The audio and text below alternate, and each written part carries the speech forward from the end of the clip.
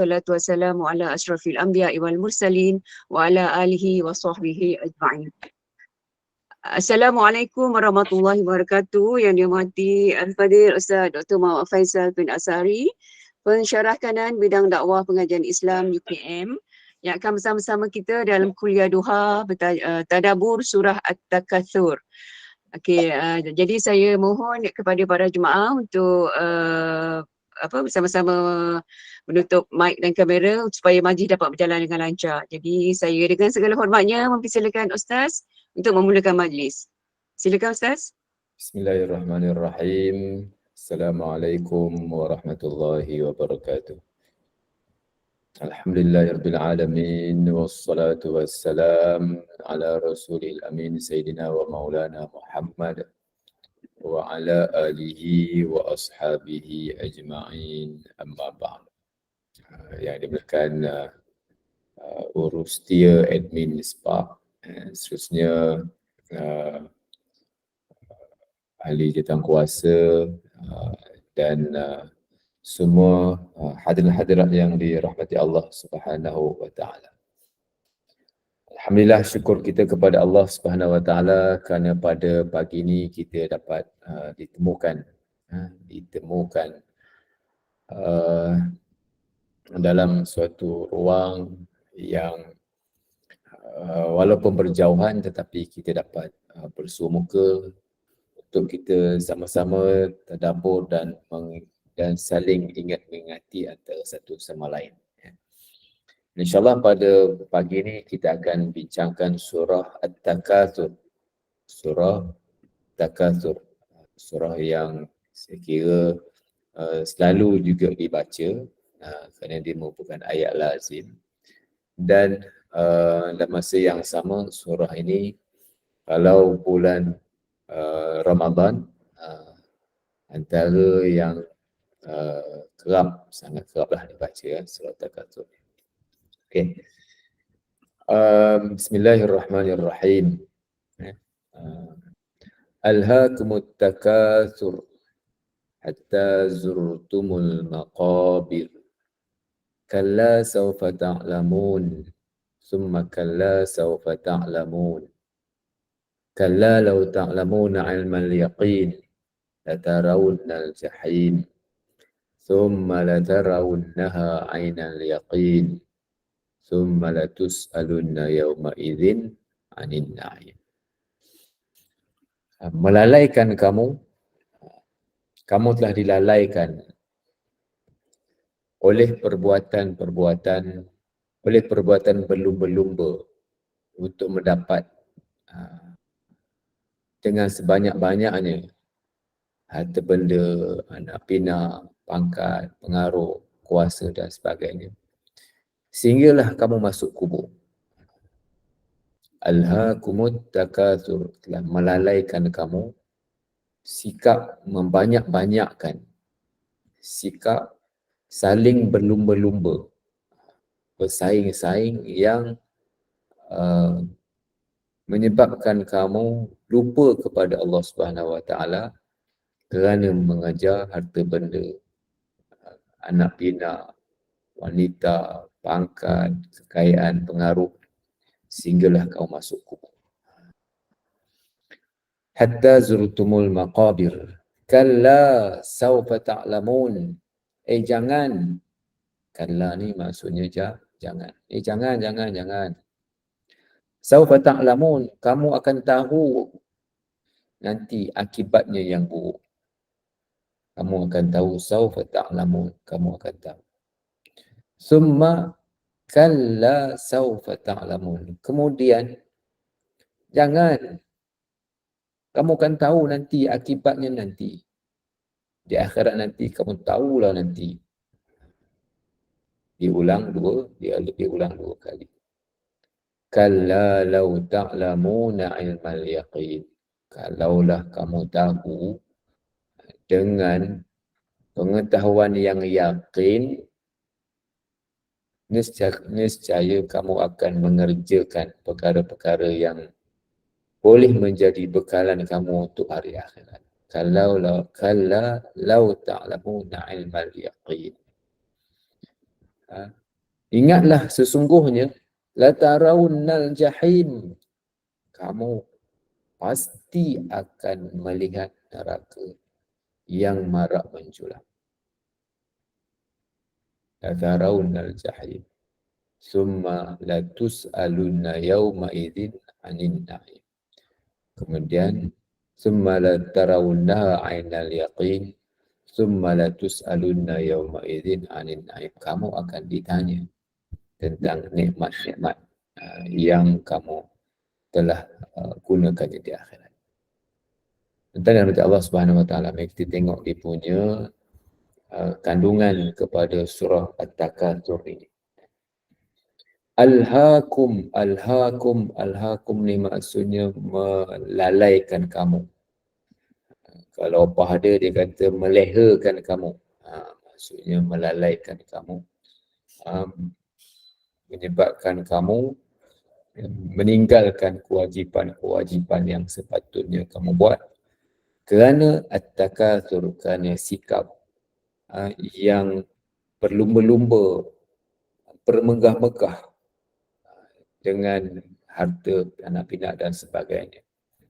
Sehinggalah kamu, perbuatan kamu itu terus berlaku, sehinggalah kamu masuk kubur.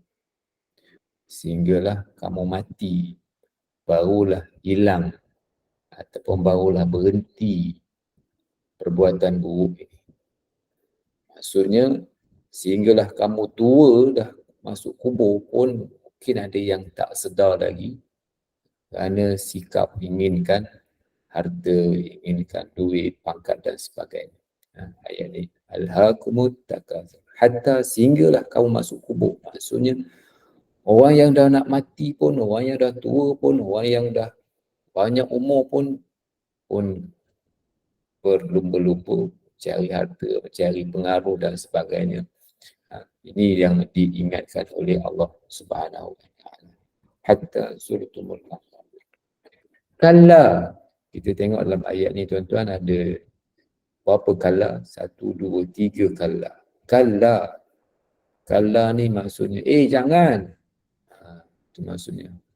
Bahasa Melayu lah, kan bahasa Arab. Kalla, jangan. Saufa ta'lamun, kamu akan tahu. Saufa ni kamu akan. Ta'lamun, kamu akan tahu. Summa, kemudian kamu pasti akan tahu. Diulang 2 kali dalam Al-Quran nak membayangkan bahawa ramai orang tak tahu. Ramai orang tak sedar dan ramai yang lupa dengan janji-janji dia dengan Tuhan. Kalla law ta'lamuna ilmal yaqin. Kalla, jangan. Kalaulah, lau ni kalau. Bahasa Melayu ni lau, maksudnya kalau. Kalaulah kamu tahu ilmal yaqin, dengan pengetahuan yang yakin, nescaya kamu tak buat benda-benda ni. Kalaulah kamu tahu dengan pengetahuan yang yakin, nescaya kamu tak buatlah benda-benda yang melalaikan kamu, yang bermegah-megah, duit, harta dan sebagainya. Kamu tak buat benda ni. Ingat, la tarawunnal jahim, kamu mesti akan melihat neraka Jahannam nanti. Neraka dengan api yang menjulang-julang.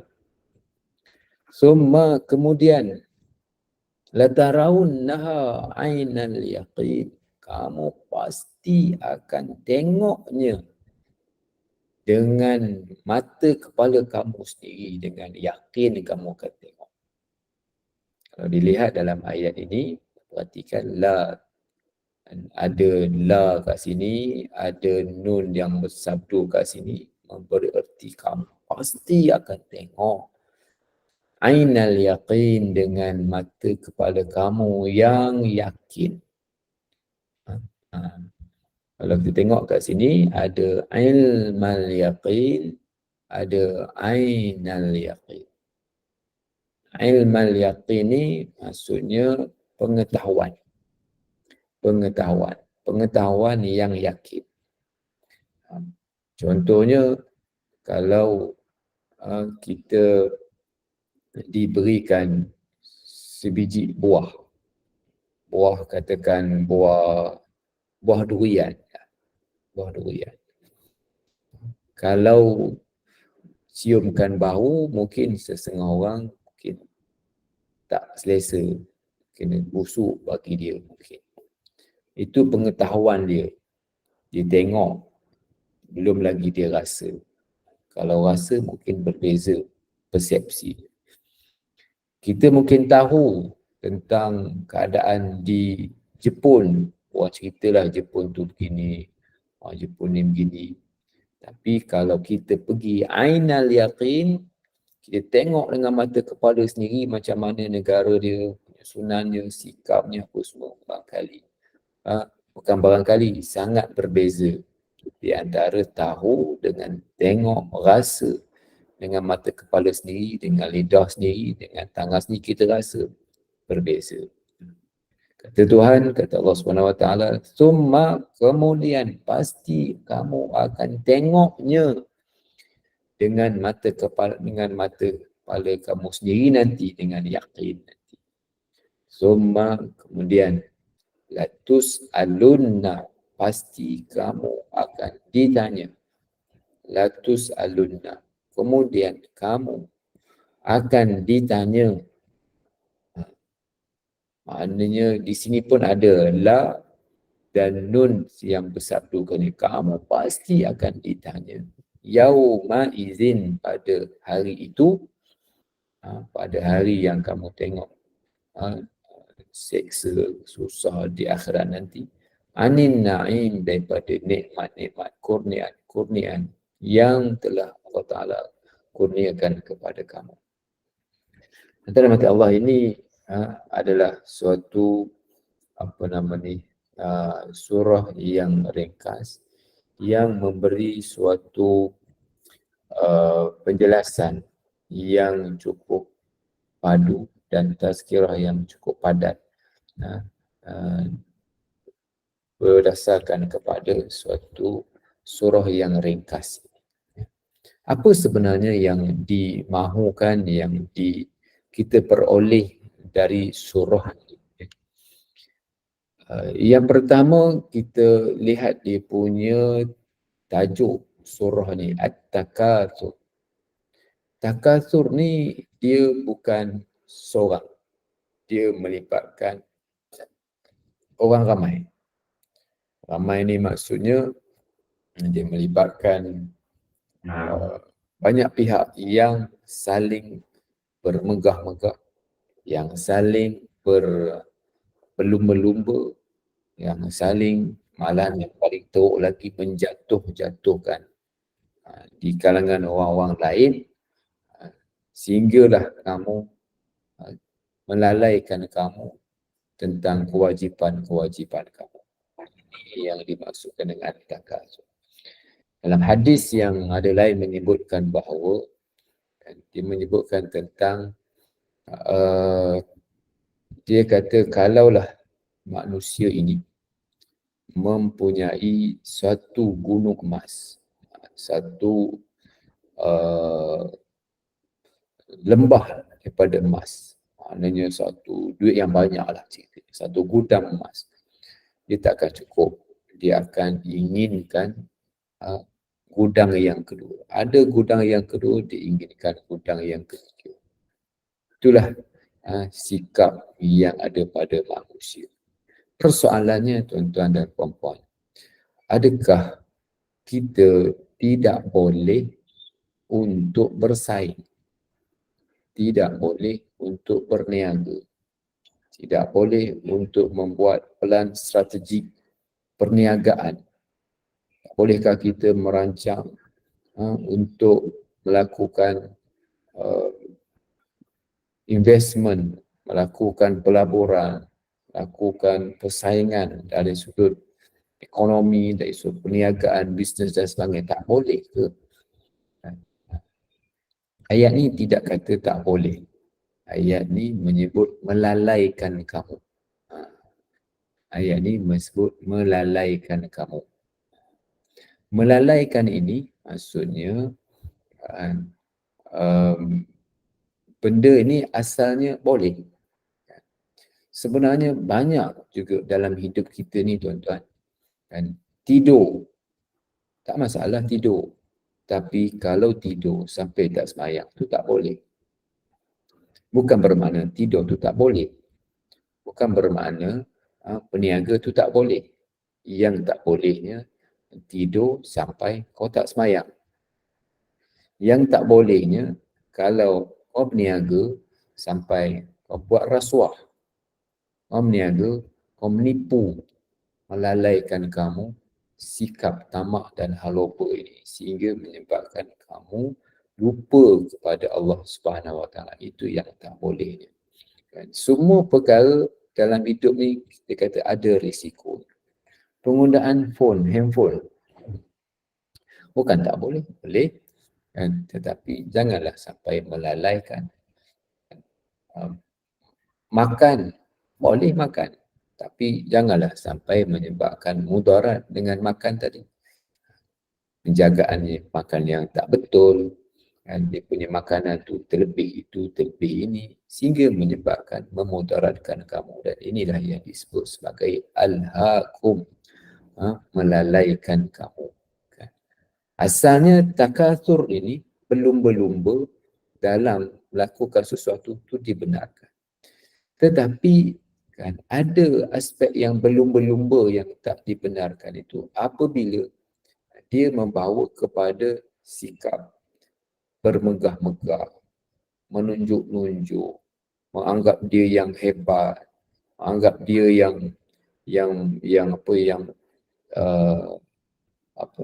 dengan kepandaian dia punya pencapaian tu dengan kehebatan dia, dengan kemampuan dia, tanpa mengaitkan semua itu dengan Tuhan.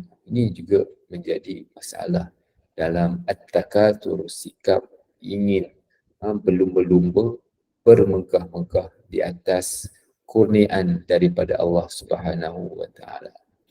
Jadi ini bererti kaya tidaklah menjadi halangan, tetapi yang menjadi halangan kaya yang lalai. Bukan bermakna kita perlu menjadi miskin, kerana dalam miskin ada kelebihan dan juga dalam miskin ada kekurangan. Kaya, banyak duit, ada bisnes, ada kelebihan, banyak kelebihannya, dan dalam masa yang sama ada kekurangannya. Kadang-kadang bila saya bicarakan bab berkaitan dengan harta, kan, maka ada yang dia faham bahawa kita tak boleh jadi kaya Ustaz. Kita ni bila baca bab kelebihan menjadi miskin, kita mestilah menjadi miskin. Kerana miskin ni kan, Tuhan suka kita ni fakir, Tuhan suka kita ni tidak bermegah-megah. Kan miskin nak megah apa? Kan? Jadi kaya ni banyak duit, banyaklah Tuhan tanya. Jadi kalau kita ni duit tak ada, tak apa, tak adalah banyak Tuhan tanya. Jadi apa kau nak jadi? Jadi biarlah kita miskin. Ini fahaman yang salah. Fahaman yang salah.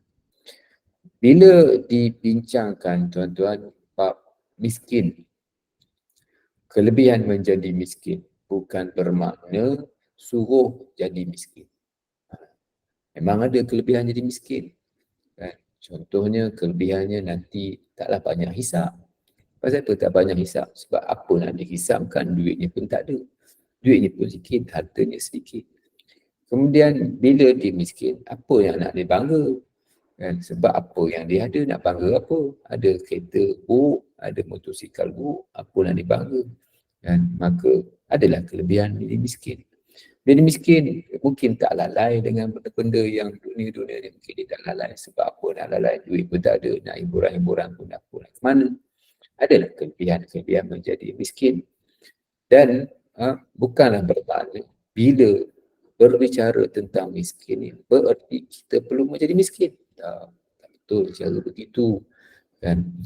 Dan caranya ialah kalaulah seseorang itu ditakdirkan miskin misalnya, dia takdirkan miskin, duitnya tak ada, dia lahirkan miskin, dia semua tak ada. Maka terimalah keadaan itu dengan hati yang terbuka, dengan redha. Mungkin Tuhan memilihnya menjadi orang yang sedemikian. Mungkin itu terbaik untuk dia, sebab kalau dia kaya mungkin tak ingat masjid dah, tak ingat surau dah, Quran pun tak baca, masalahnya. Maka Tuhan memilih dia dalam keadaan itu, dia redha. Ada kelebihannya. Orang miskin pun ada masalah juga. Ada dia punya risiko dengan miskin ini. Contohnya, dengan miskin menyebabkan dia tak boleh nak belajar. Anak-anaknya pun tak ada peluang nak belajar. Dia tak reti agama. Dia sibuk dengan berniaga, sibuk dengan itu, sibuk dengan urusan hidup. Nak baca Quran pun tak pandai. Semayang pun tak reti, yang semayang yang bukan tak reti semayang yang betul pun dia tak pandai. Ambil semayang dalam cebok ke masjid misalnya kan. Dia tak tahu sebab dia tak ada peluang nak belajar sebab sibuk niaga, sibuk itu, sibuk ni. Disebabkan oleh kemiskinan. Begitu juga disebabkan kemiskinan juga mungkin menyebabkan dia dan orang miskin tergadai agamanya kerana harapkan bantuan daripada pihak-pihak yang orang lain, sebab dia memerlukan. Ada orang huluk maka dia ikut, sudah-sudahnya tergadai agama. Masalahnya ini risiko-risiko yang ada sebagai orang miskin. Sebagai orang kaya, ada kelebihan orang kaya. Kelebihan orang kaya ialah kelebihan infakkan harta. Kelebihan orang kaya ialah kelebihan membangunkan ekonomi orang Islam. Kelebihan orang kaya. Kelebihan orang kaya menaikkan imej Islam. Menaikkan imej orang Islam. Dapat mengisi negara dengan pembangunan-pembangunan disebabkan wujudnya golongan-golongan kaya. Penting tak kaya? Penting kaya. Dalam masa yang sama, kaya ni juga mempunyai risikonya. Apa risikonya? Mungkin dia tak nak ikut perintah Tuhan. Mungkin dia langgar kerana dia nakkan sesuatu. Tuhan kata tak boleh. Benda ni tak boleh. Akhirnya dia rasuah orang. Akhirnya dia tipu orang lain. Akhirnya dia buat fitnah ke orang lain. Akhirnya begitu begini, akhirnya dia ni yang disebut sebagai melalaikan tadi. Jadi kaya bukan bererti benda ni dibenci, tetapi ada kekuatannya dan ada kelemahan. Kelemahan kepada orang kaya juga oleh kerana dia banyak harta. Bila banyak harta, banyaklah soalnya. Kan? Mana-mana pun begitulah tuan-tuan, kalau kita banyaklah harta, LHDN pun tanyalah macam-macam. Kan? Kalau orang yang tak ada duit, tak ada apa, tak ada LHDN nak cari pun, banyaklah ditanya, banyaklah soalnya. Lalu ke custom bawa satu beg, memanglah tak ada nak tanya, satu beg kecil. Dia kalau bawa satu lori, dia akan tanyalah macam-macam. Itu juga di akhirat nanti tuan-tuan yang dirahmati Allah. Bila kita berhadapan dengan Allah Subhanahu Wa Taala, kerana banyak duitnya, maka banyaklah tanyanya. Namun disebabkan oleh pemurahnya itu, disebabkan oleh sifatnya yang tawadhu, disebabkan oleh hatinya yang bersyukur di atas nikmat, itulah yang akan cover kelemahan-kelemahan tadi. Itu yang akan cover kelemahan-kelemahan tadi. Walaupun mungkin ada salah silapnya, ialah bila kita dah mungkin banyaknya duit, mungkin ada kita tertipu, mungkin kita tersalah, mungkin kita terfitnah, mungkin kita cakap tak betul, macam-macam lah mungkin berlaku. Tetapi disebabkan jasa-jasanya yang baik, pemurah-pemurahnya yang akhirnya dapat cover kelemahan-kelemahan tadi, dan alhamdulillah semua masuk syurga Allah Subhanahu Wa Taala. Janganlah pula bila disebut kelebihan orang miskin dan saya orang kaya rasa kecil hati. Kita kena jadi miskin lah. Kan? Jadi kecil hati tak boleh, tak betul. Kaya ada kelebihannya dan ada kelemahannya yang perlu untuk dikawal. Miskin pun sama, ada kelebihannya. Dan orang miskin dengan syok, dia kata miskin tak apalah, Tuhan mudah masuk syurga. Kan dalam syurga ni banyak orang miskin, kan. Jadi memanglah kan ada kelebihannya, tapi banyak juga kelemahan-kelemahan, risiko-risiko menjadi miskin yang perlu untuk diimbangi di antara dua perkara ini. Tuan-tuan yang dimati Allah Subhanahu Wa Taala, dalam surah ini kan, melalaikan kamu sikap membanyak-banyakkan harta kan, sehinggalah kamu ziarah kubur, sehinggalah kamu masuk kubur. Tuan-tuan, perkataan ziarah ni, dia bukan bererti sekejap, bukan bererti lama. Ziarah ni bukan bererti lama. Kita ziarah rumah orang, kan? Ziarah orang sakit ke, ziarah orang sihat ke, apa semua ziarah. Kan? Dia tak lama, kan? Habis pun sehari, kalau jauh habis pun 3 hari. Lepas tu orang pun malas nak layan. Kan? Dalam Arab pun, tempat Arab pun 3 hari. Kan? Datang bertamu 3 hari, lebih pada tu dia pun tak layan. Kan? Itu adat mereka. Adat kita pun kalau orang berziarah, kan? Kita ziarah rumah orang, akan tengah hari sudah habis dah balik lah kan. Kalau kita ada urusan sampailah malam, sampai esok. Tapi biasanya perkataan ziarah ni dia sifatnya sekejap. Kalau menetap itu lama. Jadi hatta zurtumul maqabir, sehinggalah kamu ziarah kubur, maksudnya duduk dalam kubur ni tak lama. Duduk dalam kubur ni tidak lama. Sehinggalah kamu masuk dalam kubur. Dan duduk dalam kubur ni tak lama, sebab tu dinamakan dengan ziarah. Pelik pasal apa ziarah kubur, Ustaz? Antara maksudnya ialah sehinggalah kamu masuk kubur. Okey, itu tafsiran yang pertama. Sehinggalah kamu masuk kubur, sehinggalah kamu mati, duduk dalam itu sekejap, kamu akan dibangkitkan semula, barulah hilang sifat yang belum-belum tadi. Sampai tua, sampai dah uzur pun masih lagi nak berebut, masih lagi inginkan itu dan itu yang menjadi masalah. Tafsiran yang kedua ialah melalaikan kamu sikap membanyakkan harta, sehinggalah kamu ziarah kubur. Sehinggalah kamu, sehingga ni perkataan hingga ni, hatta ni, tuan, hatta ni maksudnya hingga.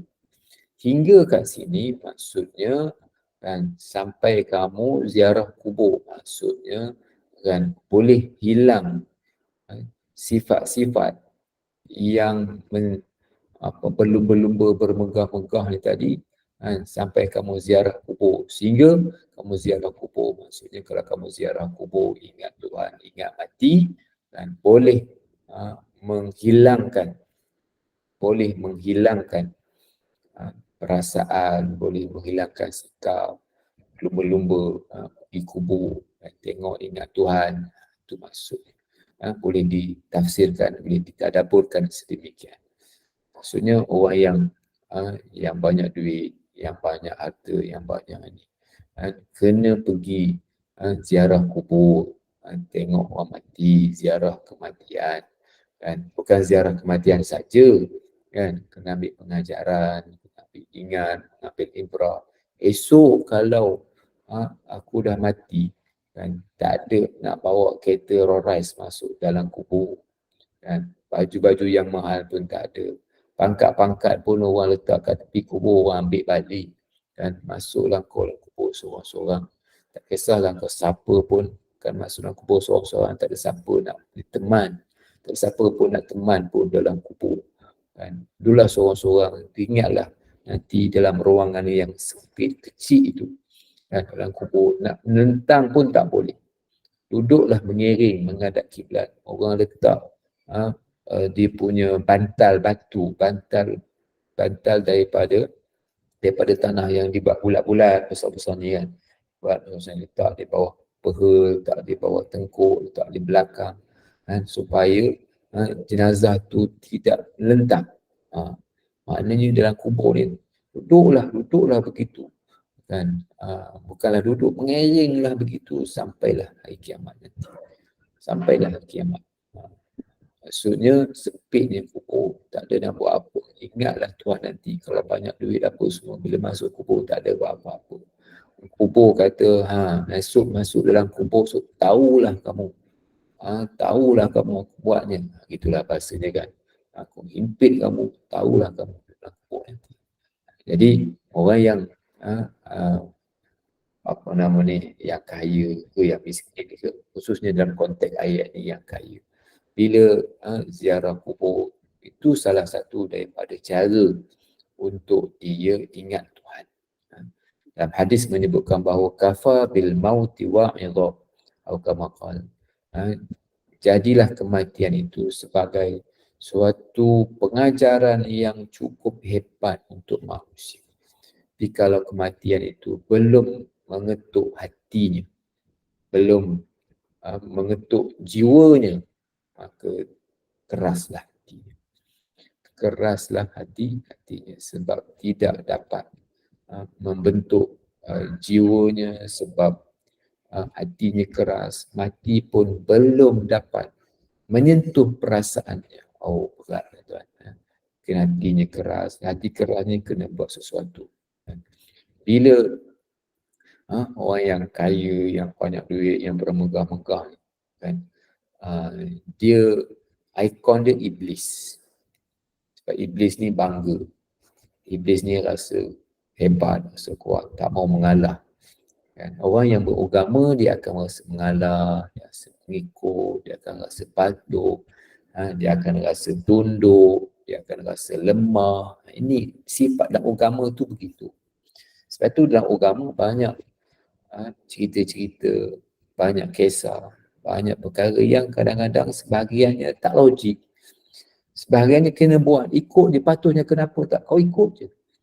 Kan? Sembahyang subuh 2 rakaat, kenapa 2 rakaat? Tak ada sebab. Ikut 4 rakaat zuhur, ikutlah. Kenapa 4? Tak boleh nak fikir, ikut je. Ambil wuduk lah.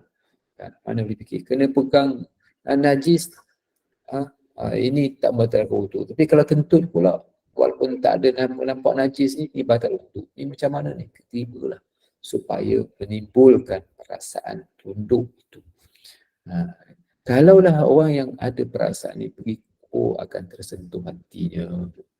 Kan, perasaannya esok aku ni macam mana, kan. Tapi kalau yang bongkak, sombong, kan, tak fikir itu mati. Dan inilah yang diingatkan dalam surah ini, alhaakumut takatsur hatta zurtumul maqabir, sehinggalah kamu ziarahku. Tuan-tuan yang dirahmati Allah Subhanahu Wa Taala. Ada, kita biasa mendengar disebut sebagai panjang angan-angan. Panjang angan-angan. Siapa ada angan-angan? Yang kedua, cita-cita. Siapa ada cita-cita? Siapa boleh kongsi apa beza angan-angan dengan cita-cita? Siapa nak kongsi? Dan apa beza angan-angan dengan cita-cita? Angan-angan dengan cita-cita, apa beza antara angan-angan dan cita-cita? Siapa nak kongsi sikit pagi ni? Beza antara angan-angan dan cita-cita. Apa beza cita-cita? Kan? Angan-angan tu kita tak ada usaha. Tak ada usaha, Ustaz. Kalau cita-cita tu kita usaha nak capai. Sekali lagi. Angan-angan tu kita macam tak ada usaha untuk mencapainya, dan cita-cita tu kita akan usaha untuk capai apa yang kita cita-citakan. Okey, angan-angan ni tak ada usaha. Cita-cita ni ada usaha. Okey, terima kasih. Ni Kak Noh, dia kata angan-angan ni khayalan. Cita-cita ni impian. Cita-cita impian, angan-angan khayalan. Cita-cita bersama usaha, angan-angan tanpa usaha. Okey. Boleh tak angan-angan? Saya impikan saya akan pergi ke 100 buah negara di dunia ini. Saya menimpa angan-angan. Ini angan-angan ke cita-cita? Kan? Dalam hadis Nabi sebut tentang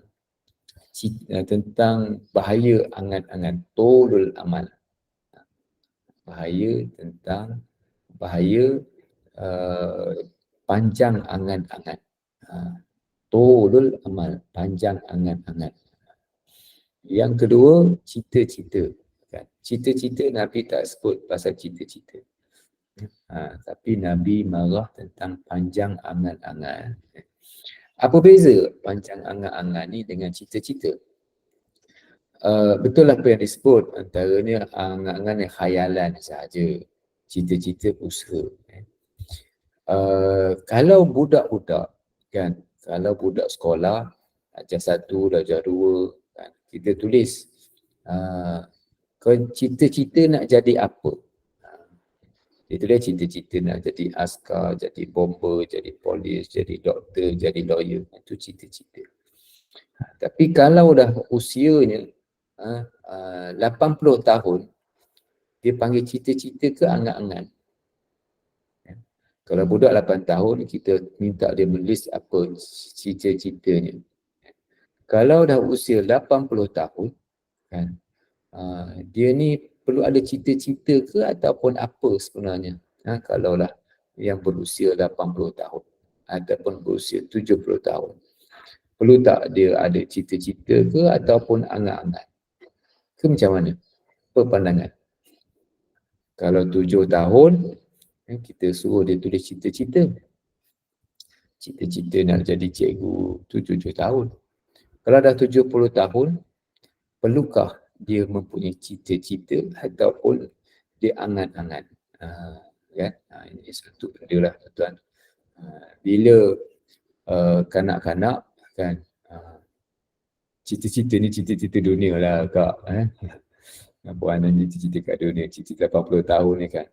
Jadi sebab itu kan, Nabi melarang, Nabi kita kata melarang tak adalah haram, tapi benda ni makruh yang mempunyai cerita panjang angan-angan.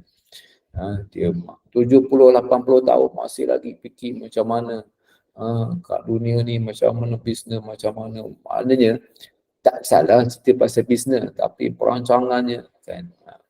Jadi perlu untuk dilihat kesesuaian di antara cita-cita, umur dan angan-angan. Supaya janganlah kita berangan-angan yang bukan-bukan.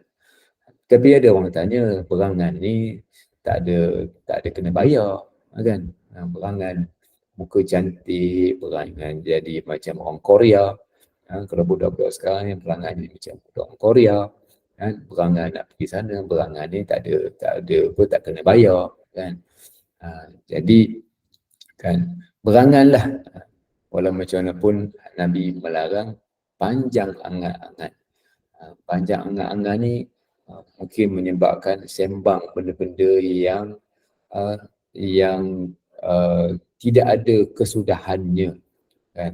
Kita bercakap benda yang tak ada kesudahannya kan. Kita masih lagi menyimpan usia dia 80 tahun, ingin membina suatu bisnes yang besar lagi, dia fikir lagi macam mana nak bangunkan bisnes. Umur dah 80 tahun, cukuplah bagilah orang bawah, bagilah anak-anak, bagilah cucu-cucu yang buat ni masa lagi kan. Umur 80 tahun, walaupun bisnes itu suatu kita kata ibadat juga, tapi perlu dilihat kemampuan antara angan-angan, cita-cita, supaya kita kaitkan dengan ayat ni, alhaakumut takatsur. Alhaakumut takatsur. Jadi kan, untuk kita mempunyai masa depan kan, dan perancangan hidup, kita mesti mempunyai perancangannya. Tetapi perlu diimbangi di antara kederat kita, kemampuan kita kan, dan yang paling penting ialah tidak melalaikan kita yang diingatkan dalam surah ini, alhaakumut takatsur, melalaikan kamu, sikap berlumba-lumba, bermenggah-menggah kan, sehinggalah kamu masuk kubur. Balik pada cerita angan-angan ni tadi dan dan cita-cita. Bagi kanak-kanak, cita-cita kan, dia menyimpan angan-angan tu kanak-kanak. Tapi bila dah berusia, dah mengikat usia 80 tahun kan, 70 tahun, jadi perlu diimbangi apa sebenarnya yang dia nak capai dalam hidup. Ingat apa nak capai dalam hidup, adakah realistik lagi, adakah sesuai lagi kan, supaya dia tidak lalai, supaya dia ingat Tuhan. Bukan bermakna waktu budak-budak ni tak ingat Tuhan, waktu umur 20, 30 ni ada simpan cita-cita tak ingat Tuhan. Tapi bila dah kan semua dia dah dapat, duit dah ada, rumah dah ada, anak dah ada, isteri dah ada, nak buat apa? Apa yang diinginkan lagi? Apa yang dicapaikan lagi? Usia dah 70, anak, isteri, kereta, duit semua ada, pada sihat lagi. Apa yang dia nak capai dalam hidup? Ini yang perlu diisi dengan perkara-perkara yang bermanfaat supaya tidak lalai, supaya tahu apa yang nak dicapai dalam hidup. Tengok apa kelemahan-kelemahan diri dan perbaiki apa-apa yang patut supaya kita dapat mengisi masa dan usia ini dengan matlamatnya yang betul. Tuan-tuan upaya mati Allah Subhanahu Wa Taala kan, kita Cik Zahra waktu tu kata angan-angan mak jenin.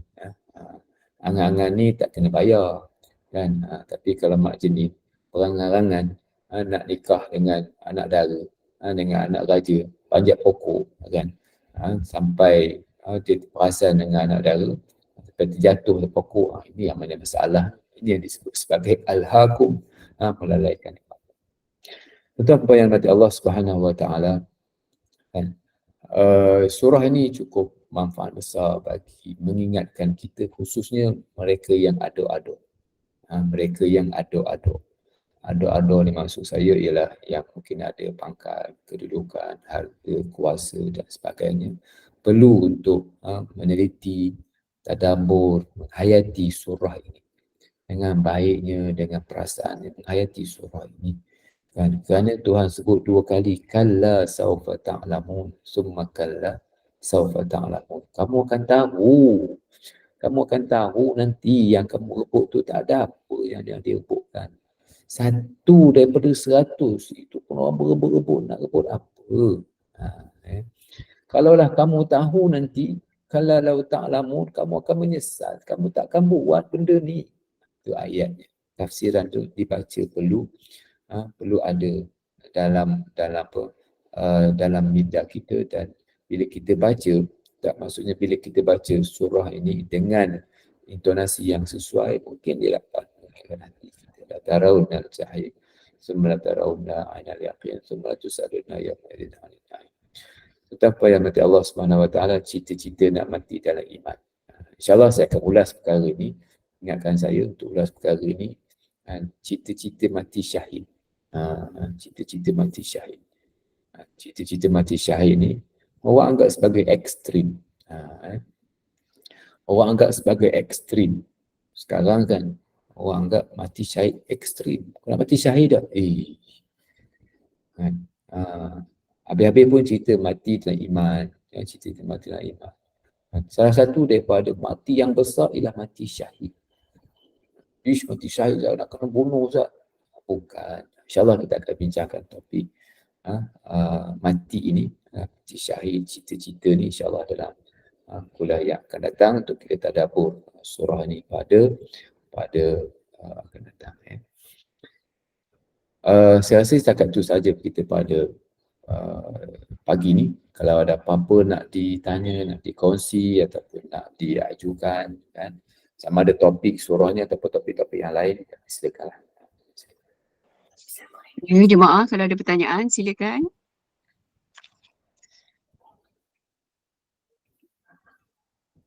Ada siapa nak buat pertanyaan? Apa-apa nak Ikut Ustaz. Masing-masing jelas dengan penerangan yang Ustaz berikan. Okey. Kita boleh dah tutup majlis Ustaz ya? Boleh.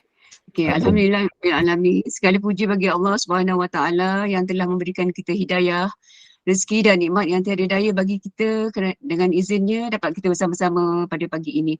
Terima kasih diucapkan kepada Al-Fadhil Dr. Muhammad Faisal bin Asari, Pensyarah Kanan Bidang Dakwah Pengajian Islam UKM, dengan surah At-Tadabbur, surah At-Takatsur, iaitu berbangga-bangga. Jadi sedikitlah larangan berbangga-bangga dengan harta dan keturunan, larangan daripada memperbanyakkan harta dan anak pinak hingga lupa kepada Allah Subhanahu Wa Taala, digalakkan supaya kita banyak melakukan amalan soleh dan amalan-amalan yang boleh melepaskan kita daripada azab neraka. Istilahnya Ustaz ya. Jadilah miskin di dunia, kaya akhirat. Betul Ustaz ya? Ya, ya. Okey, jadi saya juga mohon terima kasih kepada para jemaah yang setia bersama-sama dari awal hingga akhir majlis. Saya memohon ampun dan maaf jika ada kesilapan sepanjang majlis. Yang baik datang dari Allah, yang kurang adalah kelemahan saya sendiri. Jemaah pun tak ada pertanyaan, jadi saya serahkan semula majlis kepada Al-Fadhil Ustaz untuk menangguhkan majlis dengan tasbih kafarah dan suratul As. Dengan segala hormatnya dipersilakan. Asyhadu an la ilaha illa anta astaghfiruka wa atubu ilaik. Bismillahirrahmanirrahim. Wal 'asri innal insana lafi khusr illa alladhina amanu wa 'amilus shalihat wa tawassaw bil haqq wa tawassaw bis sabr. Assalamualaikum warahmatullahi Waalaikumsalam warahmatullahi wabarakatuh. Terima kasih Ustaz dan sahabat-sahabat semua. Assalamualaikum warahmatullahi Terima kasih wabarakatuh. Ustaz. Terima kasih Ustaz. Terima kasih Pak Terima kasih Puan Ros. Terima kasih Puan Ros. Sama. InsyaAllah kita jumpa lagi. Insyaallah. Terima kasih. Terima kasih Ustaz. Terima kasih Ustaz. Assalamualaikum warahmatullahi wabarakatuh. Terima kasih Ustaz. Terima kasih Puan Ros. Sama-sama. Assalamualaikum. Assalamualaikum warahmatullahi wabarakatuh. Ya, kita kasih Puan Ros. terima kasih Kak Tusmira. Sama-sama. Jumpa nanti insyaAllah malam ni. Okey. Okey. Terima kasih para jemaah semua.